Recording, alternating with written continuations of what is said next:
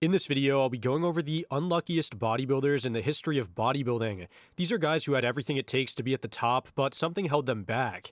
Maybe it was one weak body part that ruined the overall flow, or a freak injury right when they were hitting their prime. Sometimes they were stuck behind one all-time great who blocked their path, no matter how good they actually were. And in other cases, politics, timing, or judging worked completely against them. The bodybuilders in this video have careers that could have gone very differently with just a little bit more luck, and please let me know down below if there are any competitors that I missed. Let's start off with Nasser El Sonbaty, who is one of the most obvious examples of an unlucky bodybuilder. Nasser had the size, the structure, the shape, and the stage presence to be a real Mr. Olympia contender, especially during the mid to late 90s. He carried a massive amount of muscle without losing his waist, and he had a balanced, injury-free look at his peak that made him stand out even in the very deepest lineups of the time. His most impressive moment that everyone points to is the 1997 Mr. Olympia. While Dorian Yates technically won on mandatory poses under the judging criteria, Nasser looked way more complete in almost every other way. He didn't have torn arms, he didn't have a blown out waist, and his structure was much cleaner and far more aesthetic.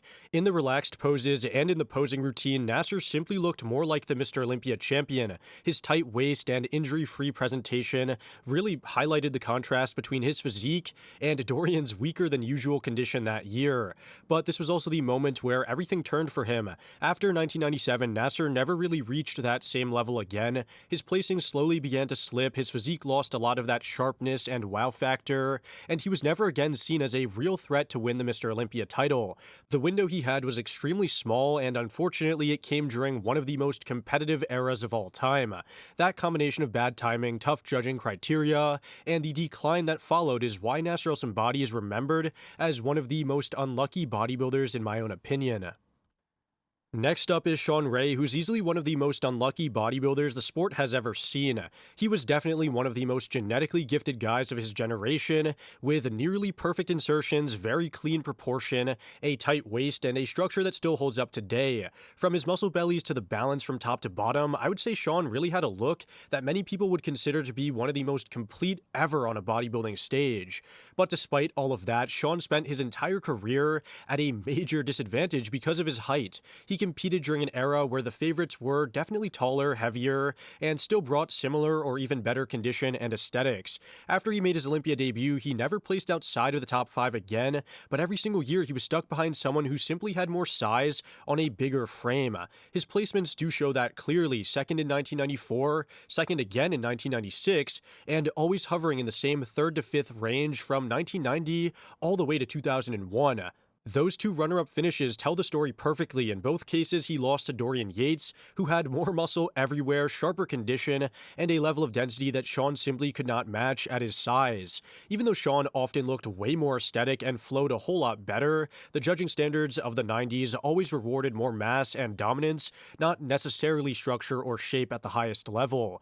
And when you add in a guy like Lee Haney on the front end of his career, or Ronnie Coleman on the back end, the situation becomes even more clear. Shawn Ray was surrounded by 3 of the biggest and most dominant Olympia champions of all time, all of whom were taller, heavier, and built to win under the standards of his era. In almost any other time period, whether it was the late 70s, early 80s, or even today with divisions like the Classic Physique or the 212, I would say Shawn Ray would have been a multiple-time champion in any of those divisions. He simply had the misfortune of competing during one of the hardest eras imaginable, and that's why he stands out as one of the unluckiest bodybuilders ever. Also, if you guys are enjoying the video so far, like and sub would really be awesome, as it helps out my channel tremendously. Now let's talk about Nick Walker, who's a very interesting case of an unlucky competitor in the modern era. Nick has the work ethic, discipline, and the drive to be a multiple-time Mr. Olympia champion, and he has already proven that he can win major shows like the Arnold Classic, and he's placed as high as 3rd at the Olympia back in 2022. Very few competitors have shown that level of consistency and willingness to improve year after year, but for Nick, the main issue is something he simply cannot change, which would be his midsection. Now, his abs themselves are pretty solid, and the midsection is strong in terms of development, but genetically the waist size is wider than ideal for his frame. And I would say everything else about his physique, his arms, chest, back, legs, and condition, could form a really complete, well-balanced package if his waist was a bit smaller. You could argue that his femur length could have been a little bit better for sweeping quads, but realistically a smaller waist would fix almost every other, thing that people critique about him. When fans think of Nick Walker, the first thing that comes to mind is that midsection, and it's the one genetic limitation that keeps him from having the same silhouette as a top-tier Mr. Olympia champion. On top of that, Nick has dealt with some frustrating politics in recent years. A clear example of this was at the 2025 Pittsburgh Pro, where many people believed he obviously won the show despite his waist size. Even with that flaw, though, he looked noticeably better in multiple poses and showed improvements that could have earned him the victory. Instead, he was placed behind Derek Lunsford in a decision that raised a lot of questions. Now, I would say that Nick Walker's situation is overall pretty unlucky because he has the mindset, the dedication, and the results to be at the very top, and to a certain extent he is, but one genetic flaw and some pretty questionable judging recently has held him back from reaching the absolute level his work ethic deserves, in my own opinion. Next is Flex Wheeler, who might be the single unluckiest bodybuilder when you look at everything that's happened during his career. Flex had some of the best genetics the sport has ever seen. His shape, roundness, proportion, and overall flow were so good that many fans still consider his early looks to be some of the greatest physiques ever. His muscle belly, symmetry, and lines were nearly perfect, and in a different timeline, he could have easily been one of the most dominant champions ever. But Flex dealt with more setbacks than almost anyone at the top level in all of history. In 1994, for example, he was in a serious car accident that could have left him paralyzed for life, and it completely disrupted his season and preparation that year.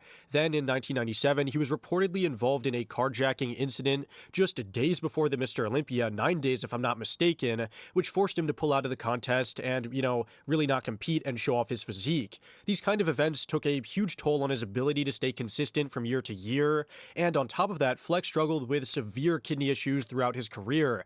These problems made it harder for him to get fully dialed in from behind and limited how sharp and grainy he could look in the lower body. Although his front poses were nearly flawless and his side poses were also pretty great, his back poses from the lower body down were pretty lackluster when it came to the detail needed to beat the biggest names of his day. And that matters because he competed against two of the most dominant champions ever, who also had two of the best back poses of all time. He would finish second 3 times at the Mr. Olympia, once to Dorian Yates in 1993, and twice to Ronnie Coleman in 1998 and 1999, both of whom were far bigger and more conditioned from behind.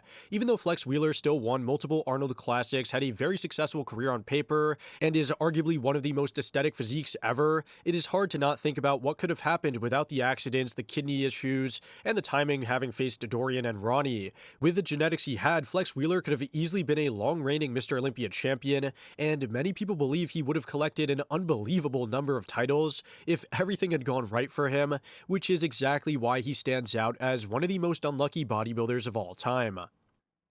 Now we have Hadi Choopan, which might sound like a strange name for an unlucky list at first because he's already won basically every show there is to win and has had a very successful career. But when you look very closely at the results year by year, especially in the modern era and more recent times, it becomes very clear that almost nobody has been on the wrong end of judging more than Hadi Choopan has been. His Olympia journey started pretty strong. In 2019, he placed 3rd, which was pretty fair and impressive for a debut, but in 2020, when he placed 4th, he easily could have been a lot higher. Many people felt that he should have been ahead of Phil Heath, especially at the finals, who was well past his prime at that point. In 2021, he finished 3rd again, and that was another year where Hadi arguably brought the most balanced and conditioned and complete look on stage. Both of those seasons felt like missed opportunities for him, where his physique was arguably good enough to win. Then in 2022, he finally broke through and won the Mr. Olympia, which he absolutely deserved. It was a great moment for him and one that many people did not really expect to happen that year, but even after that, things went right back to being the wrong decisions. In 2023, he faced what most fans consider a clear robbery. He did bring a really impressive version, albeit the waist could have been a little bit more controlled, but he still didn't win. In 2024, the decision was a lot closer, but a little bit more understandable, but then in 2025, he once again seemed to get robbed again.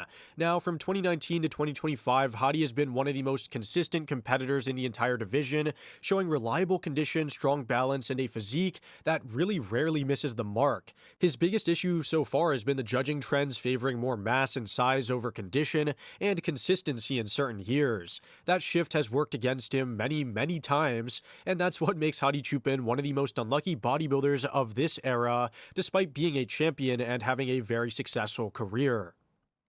Moving on, here's Greene, who's another clear example of a pretty unlucky bodybuilder because his entire prime coincided with the peak of Phil Heath's dominance. Kai had all the tools to win a Mr. Olympia title and many more, and in many people's eyes, he did more than enough to deserve at least one Sandow. He finished second 3 times in a row in 2012, 2013, and 2014, and 2 of those years, 2012 and 2014, are still debated today as shows that he realistically could have won.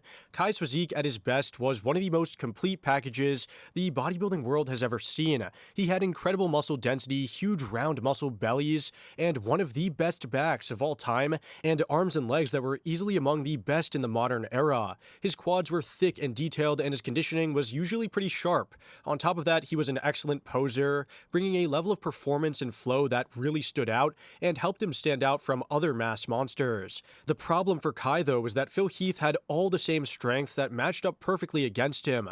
Phil had fuller muscle bellies, finer detail, and extreme 3D shape that judges consistently favored, even when the gap between them looked pretty small or even debatable, like in 2012 and 2014 especially. The title would still go to Phil Heath. That constant uphill battle for Kai was mentally draining, and I would definitely think that he would struggle with that, coming so close but never getting the win mentally, especially against someone who at the time had a very arrogant and almost dismissive attitude towards him. That dynamic added a lot more emotional pressure, and it eventually affected Kai more than his physique ever did.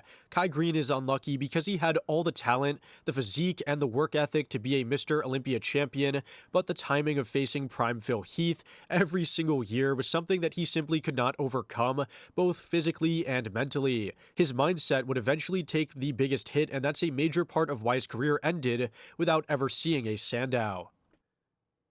Next up is Victor Martinez, who I definitely think needs to be in this video. His defining moment came at the 2007 Mr. Olympia, where many people still believe he was robbed of the title. Jay Cutler was not really terrible that year, contrary to what a lot of people say, but Victor was clearly the more complete bodybuilder.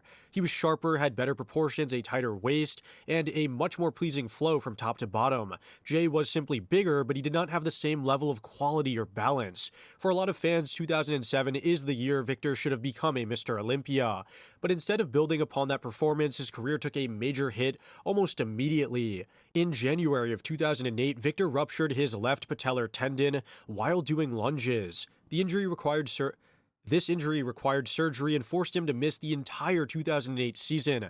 Considering how good he looked the year before and how good of a season he actually had in 2007, it was a massive setback and a major disappointment for him and everyone who wanted to see him try again for the title. And as many fans know, 2008 was the year Jay Cutler actually lost his title, as he came in off again. Then in 2011, things went from bad to worse for him. After winning the Arnold Europe, Victor was arrested when he returned to the United States because his permanent resident card had expired. Due to a previous conviction for selling steroids in 2004, the renewal was declined, and instead of returning to competition, he was detained and held without bail while waiting for a deportation hearing. The process dragged on for months, with missing documents and postponed court dates, until he was finally released in April of 2012 and allowed to stay in the US. But by then, another year of his career was gone. Between the 2007 Mr. Olympia decision, the devastating injury in 2008, and the legal and immigration issues that disrupted his momentum again in 2011 and 2012, Victor Martinez never really returned to the same level he was once at. He had the physique and the potential to be a Mr. Olympia champion, but politics, injuries, and circumstances out of his control kept him from ever reaching the top again. Now we have Jay Cutler, who might be the most successful bodybuilder on this list, and while he definitely was really impressive in terms of his accomplishments and everything like that, he was still incredibly unlucky in terms of who he had to compete against. On paper, if Ronnie Coleman never existed, Jay would probably be the greatest bodybuilder in history based purely on title count. He finished runner-up to Ronnie 4 times in 2001, 2003, 2004, and 2005, and realistically, he would have won all of those shows if Ronnie wasn't there. Jay also chose to sit out of the 2002 Mr. Olympia to fully focus on finding a way to beat Ronnie, but if Ronnie wasn't competing, Jay would have almost definitely have entered that show and won as well. So without Ronnie Coleman, Jay Cutler is likely looking at 8 or 9 Mr. Olympia titles. But his unlucky timing does not really end there. After beating Ronnie in 2006 and beginning his own reign, Jay found himself soon facing the next dominant force in the sport, Phil Heath. Jay actually discovered Phil, trained with him, and helped guide him early in his career, but by 2011, Phil surpassed him and took the title. Without Phil entering the picture, Jay likely wins at least one more Mr. Olympia title before retiring. This puts Jay Cutler in a rare situation where he was stuck directly between two of the best bodybuilders of all time. For most competitors, this would be a career-ending problem, yet Jay still managed to become a 4-time Mr. Olympia champion and a 3-time Arnold Classic champion as well. That's why he's not really unlucky in the usual sense. His career was extremely successful, but at the same time, it's hard to not think about how different things could have been had he not had to face Ronnie Coleman before and Phil Heath after. Despite everything that worked against him, though, Jay carved out one of the greatest careers ever. But still, when you look at the timing and the circumstance, he fits this list because realistically, he really lost a lot of years of potential dominance simply because he was wedged between two all-time greats. Up next is Big Ramy, who's another bodybuilder that had all the genetics in the world but dealt with a lot of unlucky setbacks during his career. Ramy is one of the biggest and most genetically gifted competitors the sport has ever seen. His structure, muscle bellies and insertions, and sheer size were on a level that almost nobody could match in history. But despite having that kind of potential, he struggled for many years to bring a complete, fully peaked look to the Mr. Olympia. One of his biggest issues came in late 2020 when he developed significant atrophy and a nerve-related problem in his lower back. His lower lats essentially disappeared from certain angles, and this happened right before he finally won his first Olympia. Even though he would still take that title, the injury meant that one of his most important body parts would never really look the same again. Then on top of that, he dealt with things like the quad dents and other issues that became more and more noticeable by 2022. Those injuries played a major role in his 5th place finish that year, a result that ended his reign and shifted the direction of his career. Ramy's situation is especially unlucky because he had some of the best genetics ever seen, but he didn't really manage to peak perfectly during his prime years. He had seasons where his conditioning was completely off, his timing was wrong, or his prep did not really come together. By the time he finally figured out how to dial everything in, like in 2020 and to a certain extent 2021, he was already moving towards the end of his physical peak. He already reached the top, but his best days as a complete package came a lot later than most people had expected. When you look at Ramy's career as a whole, it's very clear that he was both a champion and a pretty good one at that, but also someone who never truly got to show off his full potential. Injuries, timing, and years of inconsistent peaking limited what could have easily been a longer and more dominant run. That combination of elite genetics mixed with unfortunate setbacks year after year is what makes Big Ramy one of the unluckiest bodybuilders in this video. Moving on to Lee Priest, who I think is one of the most genetically gifted bodybuilders ever, but also a pretty unlucky one because of the era he competed in and the politics that surrounded his entire career. Lee had incredible proportions, amazing arm development, and a midsection that was always sharp and tight. Structurally, he was one of the cleanest and most balanced athletes on stage, and his shape made him stand out even in the deepest lineups of the 90s. But just like someone like Shawn Ray, Lee was held back by a smaller stature in a decade where judges prioritized height, size, and overall mass when all things were equal. Even when he was conditioned, he did not have that dominant look that judges favored, especially from behind at the very best shows. His back poses were never as sharp or developed as the top-tier Olympia contenders, and that would hurt him during an era where back poses basically decided almost every show. Despite this, he would still place top 6 at the Olympia multiple times in 1997, 2000, and 2002, and would take impressive 4th place finishes at the Arnold Classic in both 2002 and 2005.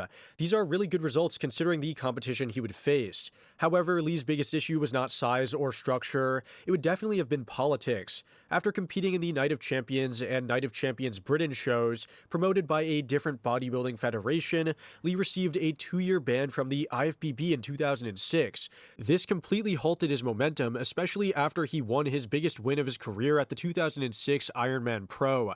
The timing of the ban was terrible, and it effectively pushed him out of the sport right when he was performing performing at his very best. After the suspension, Lee did not really renew his IFBB membership, largely because he felt very disconnected from the organization and really had no interest in dealing with politics anymore. I would say that Lee Priest is unlucky because he had amazing genetics, strong proportions, and the potential to be a serious contender in a more fair system, but his height, his weaker back poses, and especially the political decisions around him prevented him from ever reaching his absolute best. In another era or under different judging standards, he could have easily had a much more decorated career, and especially a much fairer one as well. Now we move on to Dennis Wolf, who had one of the best structures and silhouettes the sport has ever seen, but also one of the most unlucky injury setbacks of any top competitor.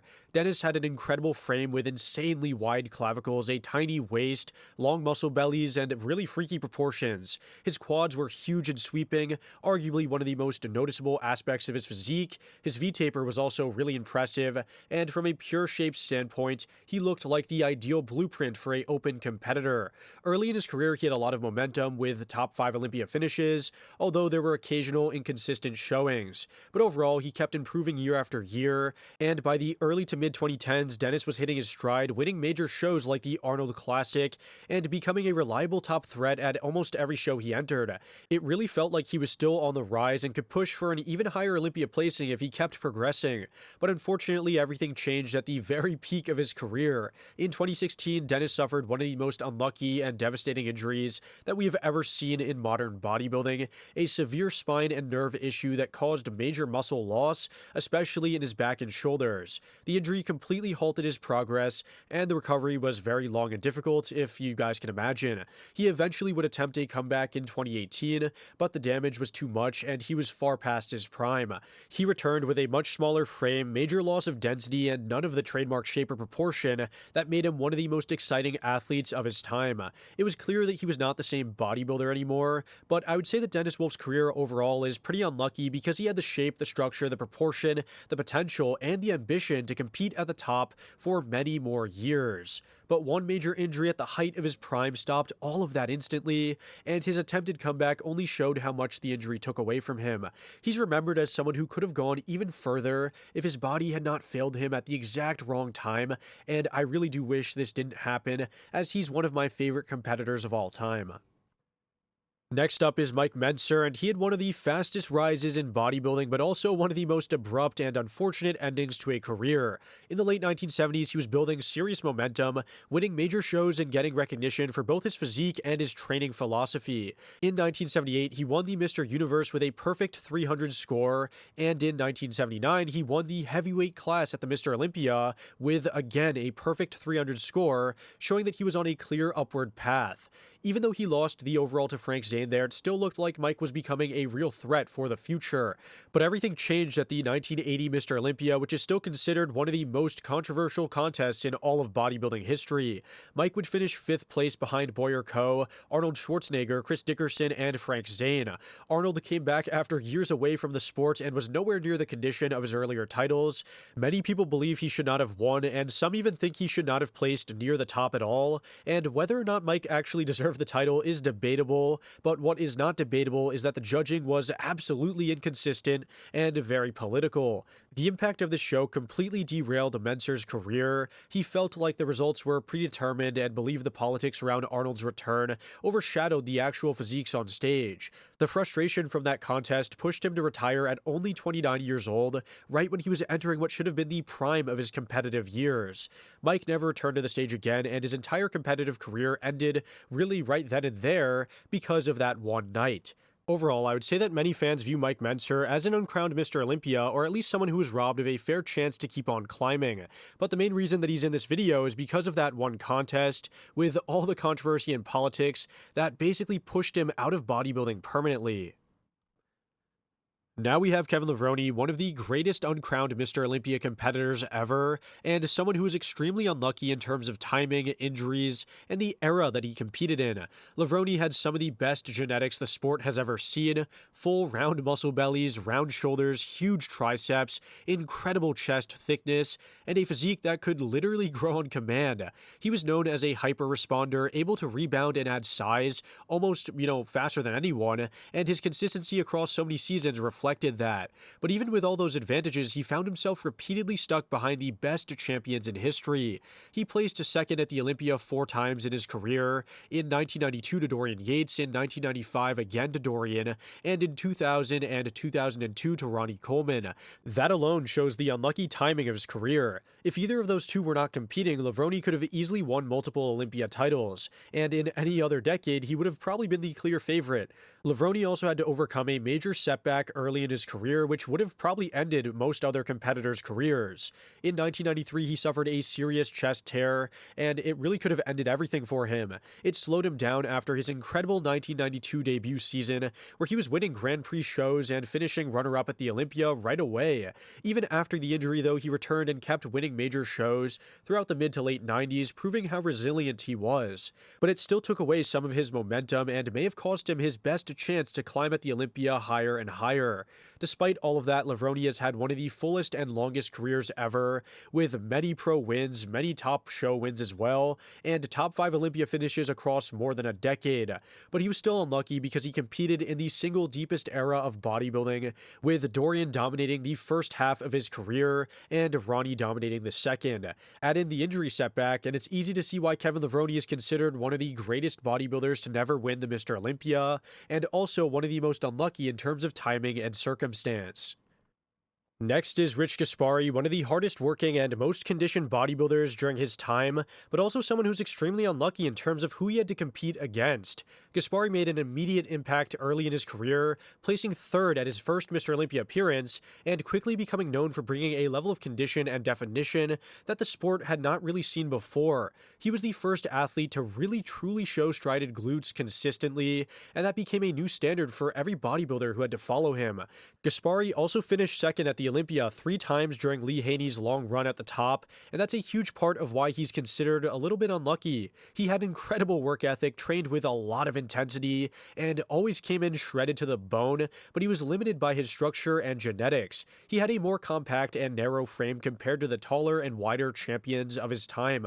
Even though he was maximizing every single aspect of his genetics and pushing conditioning to new levels, he was still going up against the Lee Haney, one of the greatest bodybuilders of all time. Haney had the height, the width, the shape, and the genetics that simply outshined Gaspari's condition. Throughout the mid to late 80s, Gaspari would win multiple IFBB Grand Prix events and remained very consistent, and his dedication and ability to stay shredded every single year made him a pioneer, I would say, for modern condition. But no matter how intense he trained or how sharp he came in, he kept running into the same problem. Haney was always just too far ahead in every single other area outside of that condition. All in all, I would say that Rich Gaspari is unlucky in my opinion because he had the mindset, the discipline, and the condition to be a Mr. Olympia champion, but his genetics and his competition were simply holding him back. Without Lee Haney, Gaspari likely becomes a multiple-time Olympia champion, but instead he's remembered as one of the best and most underrated runner-ups that the sport has ever seen. Finally, we have Jean-Pierre Fux, and this is a personal pick for me because he's a great example of a bodybuilder whose career was completely derailed by pure bad luck. In the mid to late 90s, Jean-Pierre showed real potential. He was huge, dense, and had the frame to carry a lot of muscle, and he placed well at several European Grand Prix shows, took second at the 1996 Russian Grand Prix, for example, and looked like someone who could steadily rise towards the top if he could continue to refine his physique. Even when he started placing lower in big shows like the Olympia and various other shows throughout the years, he competed because he simply loved, competing. It didn't really matter for him if he was placing 8th, 10th, or outside of that top 15. He kept showing up, kept training, and kept trying to improve. A lot of competitors would retire after that kind of streak, but Jean-Pierre stayed pretty committed. But everything would change for him during a photo shoot with Flex magazine in 2002. During a heavy squat, both of his quad tendons ruptured at the same time, one of the worst and rarest injuries in bodybuilding history. People tear their quads all the time in bodybuilding, but to tear both at the same time is really unheard of. The moment also was captured on camera and became infamous throughout the entire sport. There was no coming back from that, I would say. He eventually would heal up and would train again, but his legs were never close to what they once were, and the heavy lifting was no longer possible. Jean-Pierre continued competing for several more years, even though he was not near his past potential at all. he would place very low in every show, but he kept going purely based on the love he had for the sport. That's really what makes his story so unlucky. He had the size, the structure, and the potential to become a top pro, especially early on, and he had the passion to match it, but one freaky accident instantly ended everything he was building towards. That's why, for me personally, Jean-Pierre Fux is that last one on the list and is one of the most unlucky competitors that the sport has ever seen. Well guys, that about does it for this video. Let me know in the comments down below your thoughts and opinions, and I do hope you guys enjoyed. With that all being said, I'll see you on the next one. Thanks for watching.